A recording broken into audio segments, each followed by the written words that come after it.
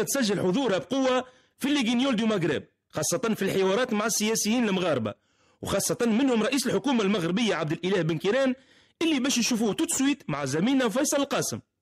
شكرا زميلي حسن على مدي بهذه الكلمة. وينضم إلينا عبر استوديوهاتنا بقناة الحقيرة بخطر السيد عبد الإله بن كيران. سيد بن كيران، هل صحيح أنكم حكومة بدون برنامج؟ من قال هذا الكلام؟ خصومكم السياسيون سيد بن كيران يتهمونكم أنكم حكومة بدون رادار. طبيعة الحال عندنا برنامج.